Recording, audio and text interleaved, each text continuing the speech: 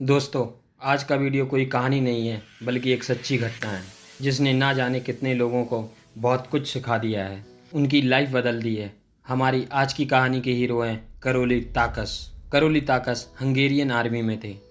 1936 में वह एक जाने माने पिस्टलबाज थे।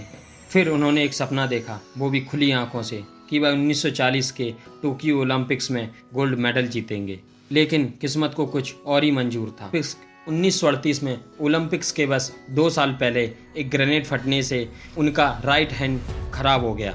मतलब अब वह राइट हैंड से कुछ नहीं कर सकते थे। वह हॉस्पिटल में भर्ती हो गए और हॉस्पिटल से जाने के बाद वह गायब हो गए। फिर वह अचानक 1939 में हंगेरियन पिस्टल चैंपियनशिप में दिखे। उन्हें वहां देखकर वहां मौजूद लोगों ने उनके हाथ खोने का शोक जताया और मैच देखने को कहा। लेकिन वह लोग ताकस का जवाब सुन के हैरान हो गए। उन्होंने कहा कि मैं इधर मैच देखने नहीं खेलने आया हूँ। यह सुनकर सब लोग सोच में पड़ गए और सोचने लगे कि ताकस कैसे अपने राइट हैंड, जो कि उन्होंने खो दिया था ग्रेनेड फटने से, उससे ट्रिगर खींचेंगे। लेकिन जब उनका टर्न आया तो सब लोग परेशान हो गए कि ताकस अपने राइट हैंड से नहीं, जो कि उनका बेस्ट हैंड था, बल्कि अपने लेफ्ट हैंड से पिस्टल चला रहे थे और उन्होंने वह चैंपियनशिप जीती। यह सब देखकर वहाँ मौजूद लोगों का मुंह खुला रह गया। लेकिन उनका सपना अभी पूरा नहीं हुआ था, जो कि ओलंपिक्स गोल्ड मेडल जीतने का था। उसी टाइम वर्ल्ड वॉर 2 के कारण 1940 और 1944 के ओलंपिक्स कैंसिल हो गए। जैसे कि आजकल वैकेंसियों में होता है, कैंसिल हो जाती हैं। मतलब 9 साल तक उन्होंने कोई भी खेल नहीं खेला। उन 9 सालों में सब लोग उन्हें भूल गए। ताकत सबके फेवरेट भी नहीं रहे। फिर 1948 का लंदन ओलंपिक्स आया, वह वहाँ फिर से आ गए। उन्हें देखकर लोग चौंक गए क्योंकि वह 9 साल से गायब थे। आखिरकार उनका सपना पूरा हुआ और वह 1948 में ही नहीं बल्कि 1952 में भी गोल्ड मेडल जीते।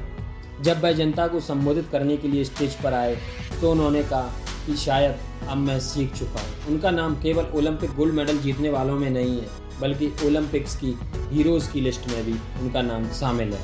ताकस ने इतिहास रच दिया जो पहले किसी ने नहीं किया था। वह अपने विश्वास के कारण ही अपने लक्ष्यों को प्राप्त करने में सफल रहे। इसी वजह से उन्हें ओलंपिक्स का नायक भी माना जाता है। उनसे सीखने के लिए हमारे पास बहुत कुछ है, लेकिन केवल और केवल अगर हम सीखना चाहते हैं तो कम से कम आज इस वीडियो में हम उनसे 5 बातें सीखेंगे। पहली बात, स्टॉप ब्लेमिंग द सर्कमस्टांसेस।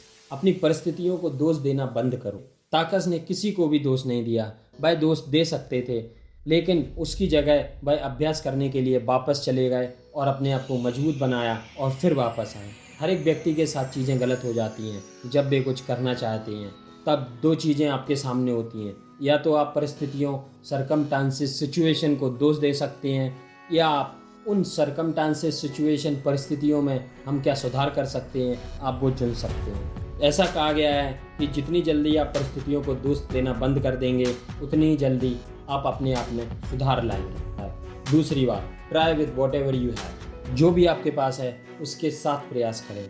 ताकस ने भी वही किया। जो उनके हाथ में था, उनके पास अब राइट हैंड नहीं था, लेफ्ट हैंड था, और उन्होंने उसी को ट्रेन किया। बाकी दुनिया आपके लिए क्या करती है, क्या नहीं करती है, इसके लिए चिंता करना छोड़ दें। सफलता प्राप्त करने के लिए किसी की मदद की उम्मीद ना करें।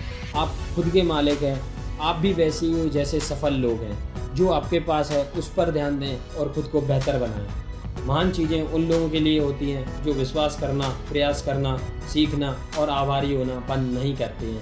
ताकस ने भी वही किया। अपने आप को ट्रेन किया, अपने लेफ्ट हैंड को ट्रेन किया और उसे अपने राइट हैंड से बेस्ट बनाया।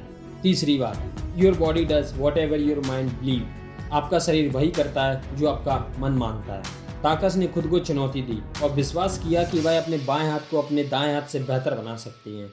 उनका मन माना और उनके शरीर ने उसका पीछा किया। अगर आप बड़े सपने देखते हैं और उस पर विश्वास करते हैं तो आप पहुंचते भी हैं। चौथी बात, winner refuses to give up.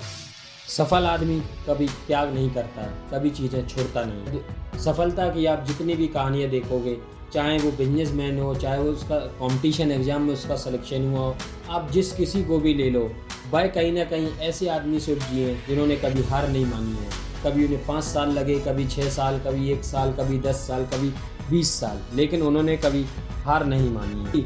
क्योंकि सफलता उन्हीं लोगों को मिलती है जो लोग यात्रा का आनंद लेते हैं।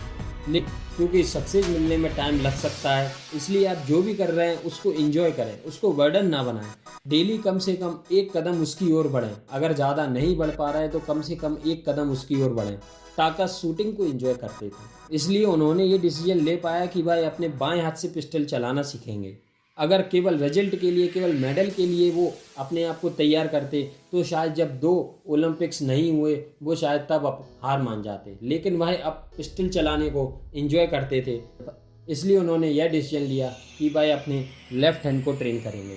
यदि आप ऐसा लक्ष्य चुनते हैं जिसके लिए आप काम करना पसंद करते हैं तो परिणाम जल्दी या बाद में मिलता ही है। 5वीं बात, रिफ्यूजिंग टू से आई कांट। यह मत कहो कि मैं नहीं कर सकता हूँ।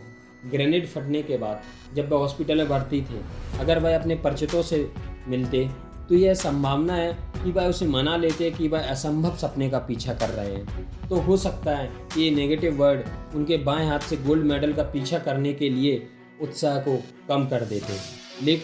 लेकिन उसने सहानुभूति लेने से अच्छा अपने ऊपर काम करना बेहतर समझा।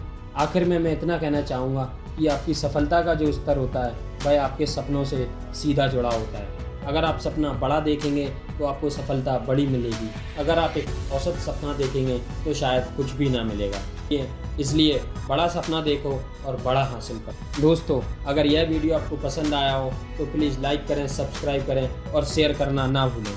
फॉर मोर अपडेट्स हमारे चैनल को प्लीज़ सब्सक्राइब कर लें। Thank you for giving us your priceless time.